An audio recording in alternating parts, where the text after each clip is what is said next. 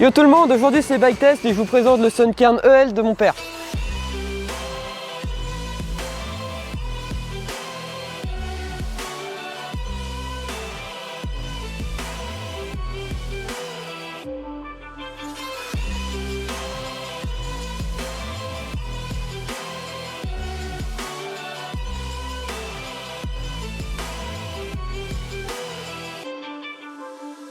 C'est le gros enduro électrique de chez Sun. Il est en montage mulet, donc c'est-à-dire 29 pouces à l'avant, 27 à l'arrière. Nous avons 162 débattements à l'avant, 155 à l'arrière. Celui-ci c'est un vélo de l'année dernière, ça fait quasiment un an qu'il est avec nous. Donc le modèle n'existe plus aujourd'hui, il se situait à peu près à un tarif de 4 500 €. Aujourd'hui la gamme commence à 5 000 € et le plus haut de gamme est à 7 000 €. Concernant les composants, ce vélo il a plus d'un an, il a été modifié parce que mon père a un petit problème à sa main, donc il a fallu lui mettre un dérailleur à XS et tout. La fourche non plus n'est pas d'origine, donc je vous fais la liste comme ça et puis après je vous dis qu'est-ce qui était d'origine. Concernant la suspension, nous avons une Lyric Select qui est franchement plutôt pas mal. Aussi nous avons un amortisseur coil, un Formula mode I. La différence entre le mode classique et le mode I, c'est que le mode classique a un blocage et celui-là n'en a pas. Après c'est un vélo électrique donc il n'y a pas besoin. Côté transmission, nous avons un dérailleur GX AXS, une cassette Suntour en 1151. Pour les freins, c'est des Shimano Deore 4 pistons avec un gros disque en 203 à l'avant et 180 à l'arrière. Concernant la tige de selle, c'est une Saturi, je sais plus. La tige de selle est une Satori en 100 mm de débattement, ce qui est un peu léger, avec une selle de chez Sun. Pareil, guidon, potence, ça vient de chez Sun. Les roues aussi sont de chez Sun. Nous avons des cerclages Mach 1 et des moyeux Shimano Deore. Concernant la motorisation, nous sommes sur un Shimano EP8 avec donc la petite commande de boutons puisque c'est les anciennes versions, l'écran classique couleur top et la batterie en 625. Pour les trains roulants, il était monté de base avec des pneus Continental. Aujourd'hui dessus on a mis un Maxxis Assegai et derrière un pneu Between parce qu'ils sont bien. Sinon en petit upgrade, évidemment le vélo est vendu sans pédale, donc nous avons mis des Crank Brothers Stamp 1 et les poignées sont des Spank Spike 33. De base, nous avons une 35 Silver Coil qu'on a dégagé parce que ça craque et que c'est pas terrible. Et en transmission, nous avions un Shimano 10 vitesses avec une cassette en 1143. Bon, entre nous, les chiffres de géométrie, je les ai pas en tête, du coup j'ai sorti le téléphone. La taille de référence que nous avons ici, c'est un taille M. Il possède un empattement de 1229 mm, des longueurs de base de 450 mm. Voilà l'autre qui vient pour faire sa pub.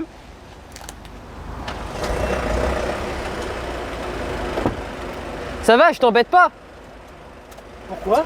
Va falloir que je te mette un micro. On va couper, je vais te mettre un micro. Je finis vite fait les chiffres de géométrie. Nous avons un empattement de 1229 mm avec des bases vraiment très longues de 450 mm, surtout pour un vélo mulette, c'est assez rare. Un boîtier de pédalier drop, donc en gros c'est la descente du boîtier de pédalier de -10. En fait, cette valeur-là, ça va influer la stabilité et la facilité de faire bouger le vélo d'un appui à un autre. Plus il va être haut, moins on va être stable en descente, mais il va être plus facile à faire basculer. Et plus il va être bas, plus on va être stable, mais ça va être plus dur de le manier en appuyant avec les jambes, quoi. L'angle du tube de direction est à 65 degrés, ce qui est dans la moyenne. Nous avons un angle de tube de selle à 75 degrés et un reach vraiment assez court pour surtout un taille M en 444. Le poids du vélo est à 26 kg, ce qui est normal pour un électrique de cette catégorie. Sinon, je crois que toi, tu es venu ici pour présenter quelque chose. Dis-nous tout. Alors, moi je présente une entreprise en fin de compte qui est toute jeune. Ça fait 2 ans qu'on l'a montée. Ça s'appelle Evolution Design et Rénovation. Alors ce nom-là, c'est une petite histoire. L'évolution pour l'évolution de votre maison. Design, c'est partie ma femme qui s'occupe de tout ce qui est décoration pour déplacer des murs et des choses comme ça. Donc voilà. L'aménagement. Et l'aménagement, oui. Et la rénovation, la rénovation c'est mes petits bras en fin de compte, voilà. D'où le nom Evolution Design et Rénovation. Et qu'est-ce que tu répares dans les maisons? En fin de compte, je fais du placo, je fais de la plomberie, je fais de l'électricité, du sol, donc tout ce qui est revêtement. Je fais des petits bricolages aussi, des fois quand il y a les gens qui ont un peu de dépannage, des choses comme ça à faire, je peux intervenir dans les dépannages. Par contre, je n'ai pas le droit de faire du neuf. Et je n'ai pas le droit de faire de la rénovation extérieure. Ça, c'est une autre partie et c'est par rapport au décennal et tout chose. Mais ça, c'est une autre histoire.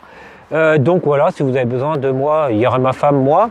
Éventuellement, Alan, que vous pouvez voir aussi pour les petites aides. Dis pas ça, ils vont voir comment je bricole en vidéo, ils vont dire non, lui on va pas l'appeler. Alors non, alors là il va falloir... Il y a le côté personnel où on fait les cons pour faire marrer les gens, et puis il y a le côté professionnel où là on peut pas se permettre de faire les cons chez les gens quand même. C'est pour ça que j'ai hésité à faire cette vidéo là avec Alan, parce que le fourgon vous l'avez dû voir plusieurs fois en vidéo, de temps en temps, surtout au Nivote, il y avait les plaques dessus. Et j'ai pas voulu le présenter parce que moi aussi j'ai fait assez l'imbécile, mais en fin de compte j'ai ma partie pro et ma partie loisir. Non, autrement, bah voilà, c'est une petite entreprise qui mérite d'être connue. Hein, pour pas voilà, pour pas faire trop de pub. Non, puis on voulait aider Alan par rapport à YouTube. Ouais, alors l'endroit où je bosse, c'est la région Finistère, donc tout le monde connaît un peu la région Finistère. Ceux qui connaissent pas, bah... il y a des cartes, t'inquiète, il y a des cartes à l'écran. C'est le bout du monde, hein. Après on est aux États-Unis. Je navigue côté secteur. Alors j'ai été pas mal à Morgat, hein. Ça fait très loin de chez moi, mais bon, éventuellement je peux y aller. Autrement, ma base, hein, c'est le contour de Quimper sur 50 km. Après, selon les travaux, éventuellement, je peux aller un peu plus loin. Donc en conclusion, tu fais tout ce qui est salle de bain, salon, cuisine... Bah, quand on va pouvoir voir peut-être les vidéos, je sais pas où tu vas les mettre. Ouais, je mets des petites images de tout ce qu'il fait. Quand vous voulez me chercher aussi, vous faites taper vraiment évolution, design et rénovation, parce qu'évolution, il y a beaucoup de monde. Il y a le fameux QR code que vous pouvez flasher pour voir ce qu'on fait, hein. On explique un peu l'entreprise. Et bah très bien. Bon, bah pendant que tu y es, tu penses quoi du look de ce Sun? Le look, moi je le trouve génial. C'est ma couleur. Oui, bah, on n'a pas fait exprès. Hein. Ah, on n'a pas fait exprès. Non, mais du look, moi franchement, je le trouve super.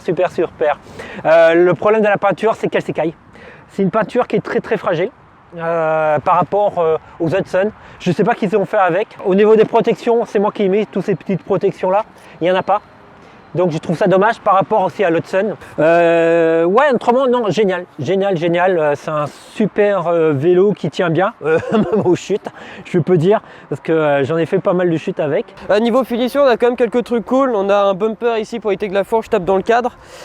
Truc qui manque, donc évidemment la protection de base, que c'est inexistant. En fait, avant, il y avait la cape la gaine de derrière qui passait ici, qui servait de protection de base. C'est pas très durable.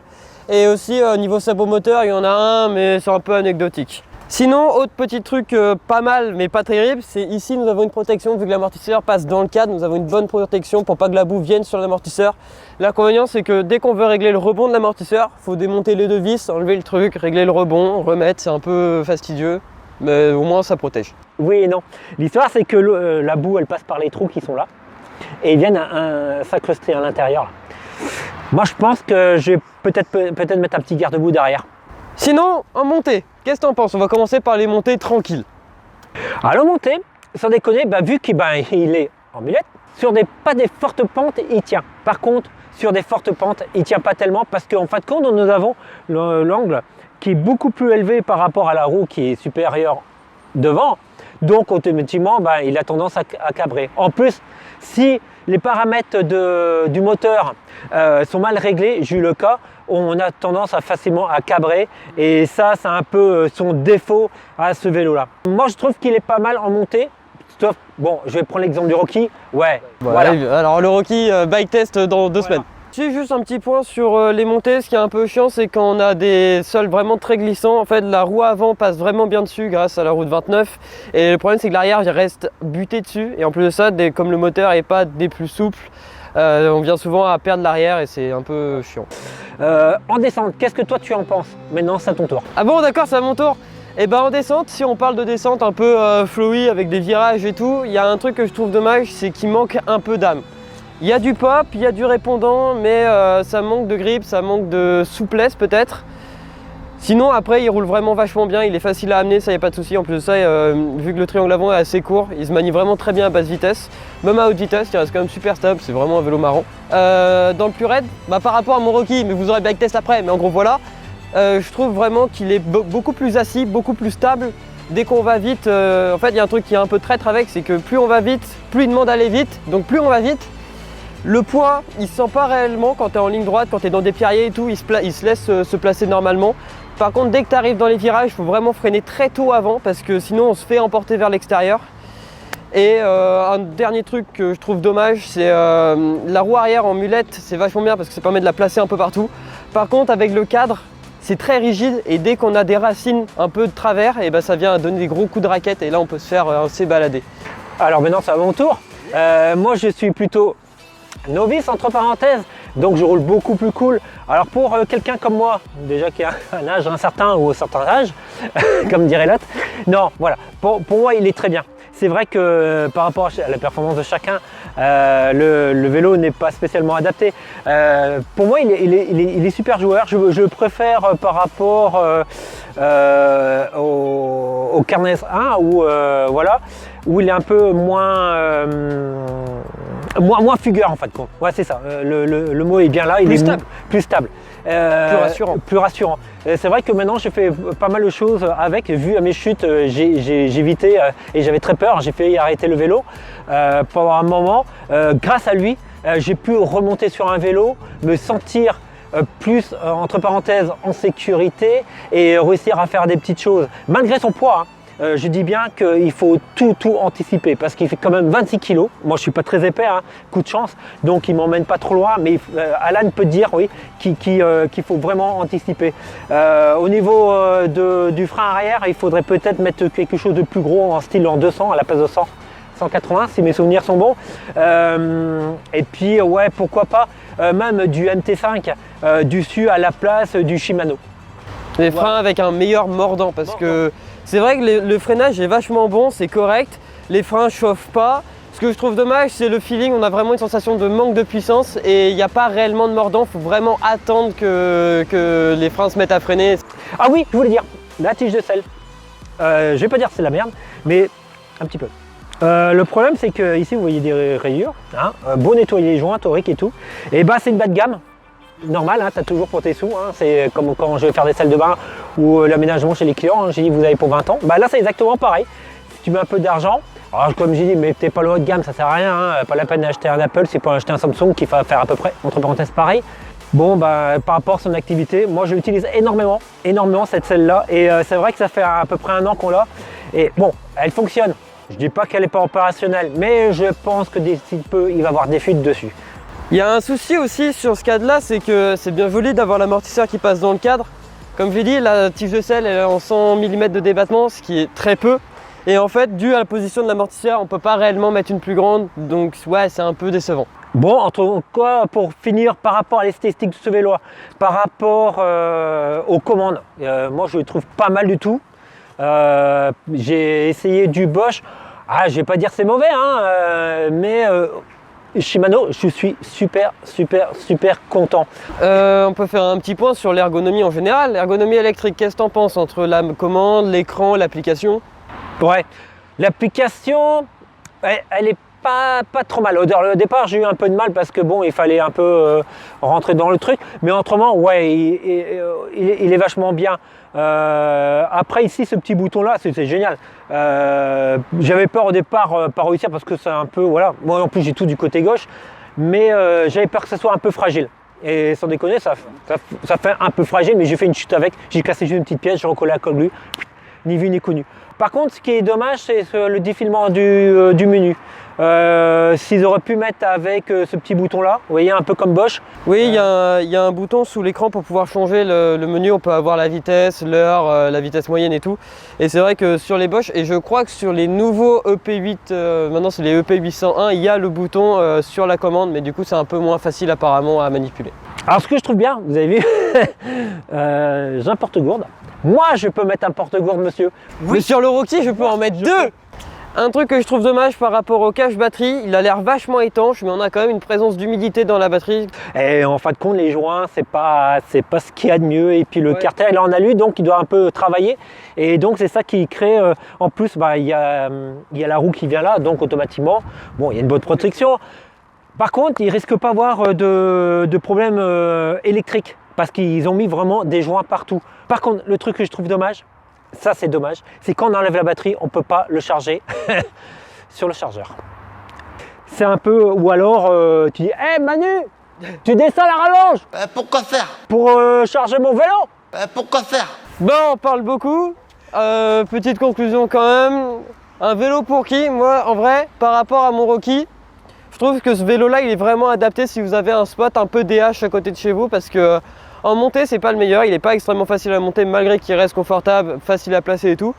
Par contre, vraiment, le moment où il s'exprime, c'est dans les descentes raides avec du cassant et tout. Et là, c'est vraiment une dinguerie. Donc pour aller au Nivote, si vous me suivez, vous connaissez le Nivote. Franchement, pour aller au Nivote, je choisis celui-là. Pour rouler à Quimper, je prends mon Rocky. Au Nivote, on a réussi à faire 6 montées et puis y aller quoi. Sachant qu'on avait déjà roulé pas mal le matin, donc en vrai, je pense que si tu vas charger à fond avec celui-là, au Nivote, tu as moyen de faire 8 descentes. Un petit point sur l'application, elle est vachement complète parce que vous pouvez régler donc le couple maximal dans les différents modes. Vous pouvez mettre aussi des profils et en plus de ça, donc du coup par mode vous pouvez régler le punch du vélo, ce qui est vraiment cool parce que sur le Rocky je l'ai pas, je peux que régler le couple et c'est un peu décevant. Celui-ci il faudrait changer les freins, ça c'est sûr. Ça c'est sûr. Il ne faut pas le garder de base avec les freins tels quels. En fait, ce qui est très étrange, c'est que j'ai exactement les mêmes étriers sur mon Rocky, mais j'ai les leviers qui sont différents. J'ai des leviers vraiment un doigt et plus haut de gamme. Et la différence de feeling, de puissance, de tout, je préfère de fou les miens. Les miens, ils ont vraiment une... je sais pas, si vous avez déjà roulé des SLX ou des Shimano XT, c'est un peu le même feeling. Sans la batterie, c'est un vélo qui roule super bien, même si vous êtes en musculaire. Et je le dis bien parce que je suis pas... un athlète de haut niveau ou comme Alan qui roule énormément en vélo, hein. J'ai un travail derrière, Alan il est à son école, non mais voilà on n'a pas... Oh, je suis au chômage quoi, je suis youtubeur, voilà, c'est bon. C'est pas ce que je veux dire, reviens Alan, hey, tes potes ils ont besoin de toi là. Non mais dis-moi, t'es d'accord? Oui. Donc t'as moins l'occasion de rouler que moi. Donc la conclusion de ce vélo là, ouais, un vélo qui pas, je pense pas si cher que ça. C'est vrai que le rapport qualité-prix est quand même vachement bon, même aujourd'hui par rapport à la concurrence, ça va, ça se place relativement bien. Je crois, va assembler en France. Ouais, et dans l'ensemble il est pas mal. Bon, n'oublie pas. Les informations sont en description par rapport à ça, parce que là il force. Non, pas du tout. Non, c'est moi, je suis pas comme ça. Bref, donc du coup, ouais, c'est un vélo vraiment très fun. Mieux si vous habitez en montagne ou dans une région un peu vallonnée pour vraiment exploiter tout le potentiel en descente. Et sinon, même c'est un vélo qui est extrêmement facile à rouler, pas mal de pop, facile à manual, grâce à la petite roue à l'arrière et tout, c'est vraiment un vélo pour tout faire. À part la montée, c'est un peu limite, mais voilà. Par contre, un truc chez Sun, arrêtez si Sun nous écoute et puis nous regarde. Bien sûr. Je crois pas, mais au moins si quelqu'un connaît quelqu'un qui travaille chez Sun, arrêtez, serrer les vis d'auban et autres, pas au couple. Oui, bah, c'est-à-dire qu'on a reçu un cadre, les vis complètement desserrées, et puis on a reçu ce cadre, les vis trop serrées au point que j'ai déglingué les têtes et qu'on n'a pas réussi à démonter ce qu'on voulait démonter. Donc le jour qu'il faudra changer sur ces roulements, méthode perçage, et puis vu que oui, ça aussi Sun, désolé, mais il marque pas les références des pièces sur internet par rapport à d'autres marques. Mais c'est vrai que c'est dommage parce que même un jeu de direction pour retrouver la référence, en fait il faut mesurer parce qu'il n'y a pas de documentation technique. Tu vas chez Commensal, tu as le truc Commensal Tech, tu cliques dessus, tu retrouves ton vélo, tu peux acheter même tous les axes. Alors oui, ça coûte une couille, mais au moins ils sont là. Alors que là, j'ai baisé des vis et on va jamais les retrouver. Ouais. Mais c'est vrai que si Sun peut faire quelque chose par rapport à ça, ça serait bien. Au moins mettre les documents quoi. Mettre des documents, ouais. Et puis en plus c'est manufacture française, donc il faut faire marcher un peu dans le pays, hein. La France, hein, c'est votre économie, hein. C'est une économie à tous. Voilà, c'est bien beau acheter ailleurs, mais ouais, faites marcher un peu l'économie française. Non, mais personnellement, quand je peux acheter français, j'achète. Voilà. Bon, allez, sur ce, le premier backtest, le Rocky. Et puis après, on fait la conclusion des deux vélos. Et puis voilà. Il faudra ramener celui de Lenny. Parce que lui est en Bosch et en plus c'est bien parce qu'on est vraiment sur des géométries, des catégories à peu près similaires. Enfin voilà, merci d'avoir regardé la vidéo jusque là. On se dit comme d'habitude à la semaine prochaine pour une prochaine quand il n'y a pas de coupure de courant à cause de la tempête. Allez hop. Allez, à bientôt. À bientôt. Salut. Ah, tu parles beaucoup putain. 14 fois j'ai voulu conclure, toi t'étais en mode blablabla. Non mais après tout ça tu rajouteras dessus. Ouais, je couperai au montage, ouais.